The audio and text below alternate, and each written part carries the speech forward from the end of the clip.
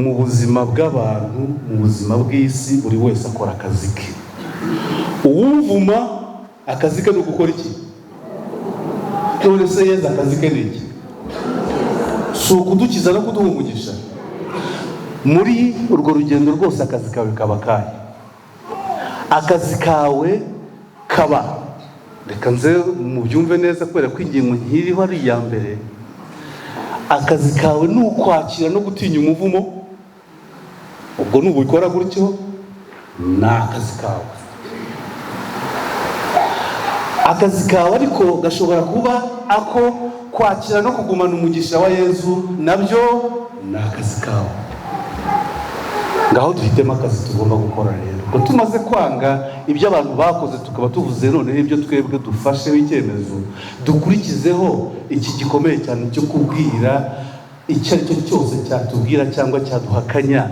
Tutitwa akazi kacu kazaba ako kuba hafi ya Yesu no kwakira umugisha duha, kurusha uko dukora akazi k'abaturwanya. Akuzi gukora akazi k'abakurwanya. Abantu barakuvumye, barongera barakuvuma, none nawe wirirwa babwira ngo baramvumye. Iryo jambo baramvumye ni uguhita uvuga ngo ndasinye, mbayeho ndi umuntu wavumwe, kandi barabivuze ko wowe urimo urakora akahe kazi? Ndanze mbaye umunyamugisha, ndabihakanye mbaye uwa Kristo. Sibyo?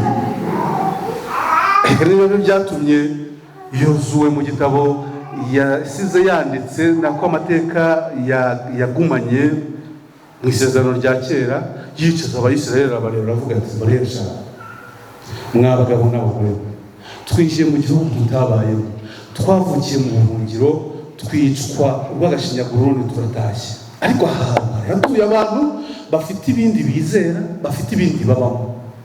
Muze musanga Abahemori, musanga Abaki, bariya bose bari batuye bifitiye ibigirwamana byabo. Mbere yuko twambuka Yorodani tukajya mu gihugu Yesu Nyagasani yadusezeranije, dukora amahitamo. Aya mahitamo tuyagire. Yari aya ngaya kuri Yozuwe. Mushobora kwinjira muri gahunda, mugakora akazi nk'ak'Abahemori n'abandi bose mwinjiriye mu gihugu bakora. Mukasenga ibigirwamana basengaga, mukambaza amafuti bambazaga, mugasenga ibyo basengaga. Hanyuma ibyo biremewe. Atari ko reka mbabwire mwabagabo n'abagore mwe, jewe n'umuryango wanjye. Yavuze ngo Yozuwe,